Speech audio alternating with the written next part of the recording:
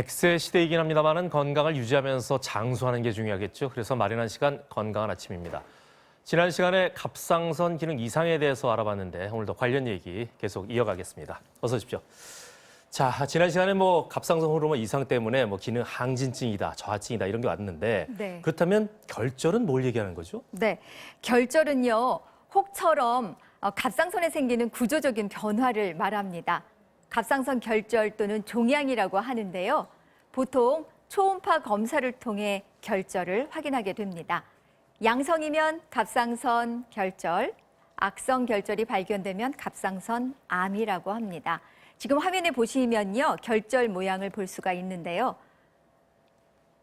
넘어가 볼까요? 네. 양성 종양이면 갑상선 결절, 악성 종양이면 갑상선 암이라고 합니다. 보통 이제 결절하면은 저희가 이 혹을 떠올리지 않습니까? 네. 그럼 이 혹이 발생하면은 암으로 전이가 되나요? 그렇진 않습니다. 갑상선 결절이라고 하는 혹은 암이 아닌 경우가 상당히 많습니다. 환자의 95%는 암이 아닌 양성 결절로 일상생활에 불편함이 없다면 특별한 치료 없이 경과를 지켜봅니다.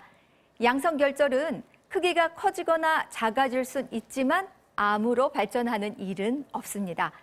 너무 크기가 커서 목을 누르거나 미용상 신경이 쓰이신다면 수술을 생각해 볼 수는 있습니다. 갑상선 결절이 암일 확률은 5% 미만이라고 하는데요.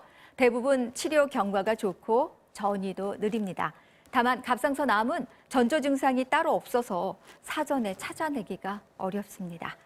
목에 혹이 만져지거나 목소리가 변하는 증세가 나타나면 이때는 이미 꽤 진행된 상태인데요. 다행히 완치율이 95%에 달할 정도로 높습니다.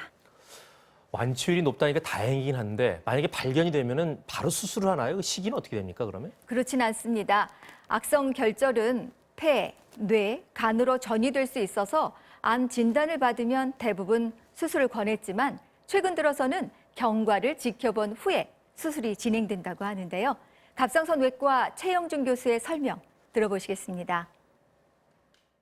1cm 미만이고 위치가 신경이나 기도를 침범하지 않는 좀 좋은 위치에 있을 때는 지켜보는 것을 권하기도 합니다. 대부분 암이 자라지 않고 그대로 있는 경우가 많고 림프절 전이를 안 하기 때문에 그런 환자들은 6개월마다 한 번씩 초음파로 크기 변화를 보고 이제 변화가 생기면 그때 수술하는.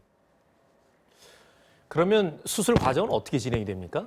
일단은 수술 종류를 살펴보면요. 쇄골에서 1cm 정도 올라간 위치에서 진행하는 절제 수술이 가장 보편적인데요. 최근에는 목에 흉터를 남기지 않기 위해서 구강이나 겨드랑이로 들어가는 내시경 수술과 로봇을 이용한 로봇 수술이 있습니다. 암 크기가 크거나 이미 진행된 경우에는 절제 수술을 하고요. 암이 작고 림프절 전이가 없는 초기 암 환자들에겐 내시경이나 로봇 수술을 권하기도 합니다. 절제 수술 시간은요, 1시간 이내로 짧고요. 수술 후에는 목에 5에서 6cm가량의 흉터가 남고 3개월 정도는 쉰 목소리가 나올 수 있습니다. 구강이나 겨드랑이를 통해 내시경이나 로봇으로 하는 수술은 일반적으로 1시간 반에서 2시간 정도 걸리는데요. 흉터는 보이지 않지만 절제 수술보다 가격이 4배에서 5배 정도 높은 편입니다. 의사와 충분히 상담 후에 나에게 맞는 수술법을 잘 고려해서 선택하시기 바랍니다. 그러면 그 결절 부위만 딱 제거하면은 안심할 수 있는 건가요? 갑상선 암은 혹이 생긴 부분만 따로 떼내지는 않습니다. 재발률이 높고 재수술이 어렵기 때문인데요. 혹에 있는 한쪽만 떼거나 갑상선 전체를 없애는 수술을 하기도 합니다. 갑상선은 나비 모양으로 생겨서 오른쪽, 왼쪽으로 나뉘고 그 사이를 연결하는 협부가 있습니다. 암 크기가 작거나 한쪽에만 생겼다면 반절제가 이루어지고요. 남은 반은 그대로 둡니다.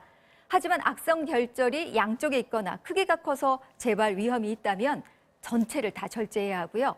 절제 수술 후에는 갑상선 기능 호르몬을 잘 살펴봐야 합니다.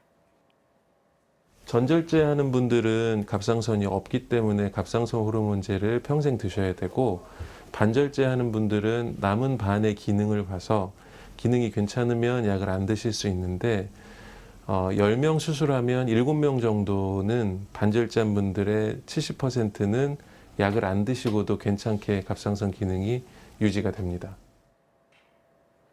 암이라고 하면 덜컥 겁이 나고 무서운데요. 국가암 통계를 보면 갑상선 암 환자의 생존율은 100%에 가깝다고 합니다. 무엇보다 갑상선 질환을 막기 위해서는 증상이 없더라도 1년에서 2년에 한 번씩 주기적으로 건강검진을 통해서 갑상선 기능을 확인해 보시는 게 필요하겠습니다. 네, 지난주에 이어서 2주 동안 갑상선 질환에 대해서 알아봤습니다. 말씀 고맙습니다.